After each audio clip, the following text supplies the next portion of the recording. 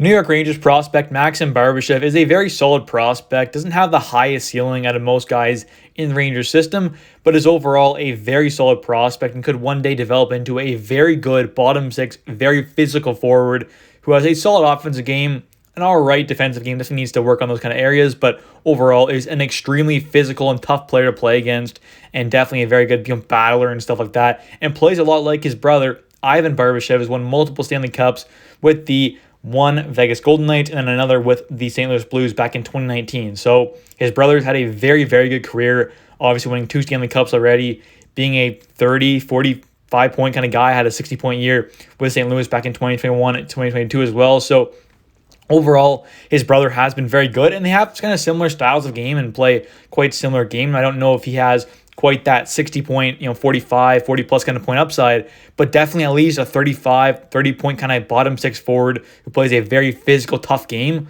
is definitely a kind of a potentially realistic outcome for him if he didn't make the NHL and take those steps forward. But I think overall, Maxim is a very solid prospect and definitely is looking like a potential really solid physical bottom six guy. Now, this past year, the past couple of years, he has played for the Moncton Wildcats in the QMJHL, putting up really solid numbers. This past year helped the team make it to the second round, which was pretty solid, but unfortunately they lost in the second round there. And he got traded actually this offseason to the Shawinigan Cataractes, who are a solid team, not quite as good as the Moncton Wildcats were last season, but they definitely could be a bit better than Moncton was this past season, this year with Shawinigan Cataractes. So hopefully he can have a good year with them. They have acquired a couple other guys as well, so Shawinigan could definitely be looking like a pretty solid team in the QMJHL.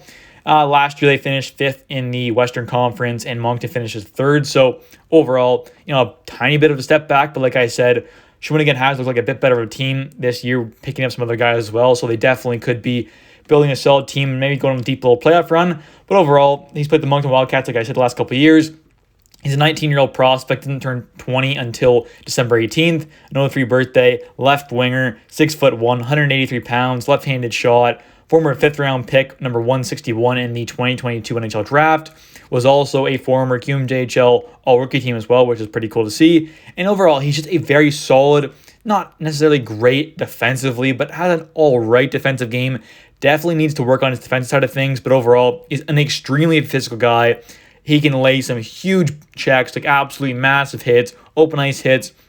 He's a great puck battler, battling corners, battling in front of the net, wherever it is. He is just a tough and definitely a guy who can piss you off and is really tough to play against. Those are the kind of guys that you want in your bottom six when you're trying to win the Stanley Cup, like a Barclay Gaudreau type thing, or an Ivan Barbashev like his brother. Those kind of guys are the guys you want on your team, who just, they piss you off. They can lay massive body checks, play a solid overall game, but you're not relying on them to score, 20, 30 goals a season, but you definitely want those guys in your bottom six to lay the bodies, to fight guys, play a tough game, and just be a really pain in the ass to play against. And that's exactly what Maxim is. And, overall, like I said, the last couple of years, he has been pretty good with the Moncton Wildcats in the QMJHL. Has played 3 years there now. This past year had 67 games played, 32 goals, 33 assists, 65 points, had 51 penalty minutes, plus 10.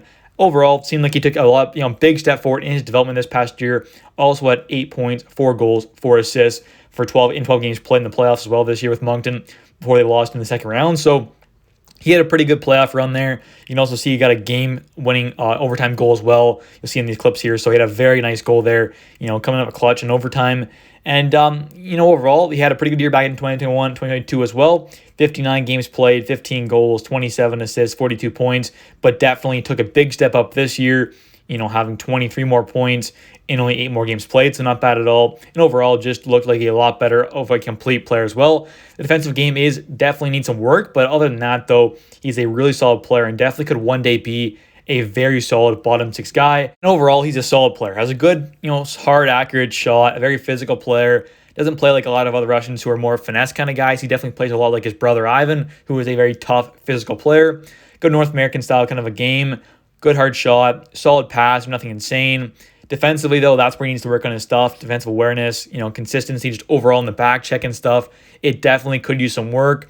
His stick positioning and stuff is definitely another thing that needs to be worked on. But if he can improve his defensive game, there's really no reason to think that he can't be a solid third, fourth line guy Maybe if he can really, work on things, be a, second penalty kill kind of guy. But at worst case scenario, maybe he is a fourth line kind of guy, being a good tough player. But I definitely would like to see him improve on that defense side of things. Maybe he can one day be a penalty kill kind of guy, which could take him a long way in making the NHL. Or worst case scenario, maybe he's a solid AHL kind of guy who plays a good physical game, because his game definitely does translate really well to the North American game. Obviously, he's played the last 3 years in the QMJHL in North America, but a lot of Russian guys, like I said, Euro guys, they're a lot more finesse sometimes than kind of physical. So his game definitely translates very, very well to North American style game. But overall, he's a solid prospect. Definitely doesn't have the ceiling of like a Brennan Othman or a Gabe Perreault, but overall could one day be a solid bottom six player who could really, make an impact on a championship winning team. But anyways, guys, thanks for watching. Hope you guys have enjoyed it. If you have, please smash the like button and definitely subscribe for daily New York Rangers content. And if you want to see any other scouting reports and stuff like that on other Rangers prospects, I have a playlist.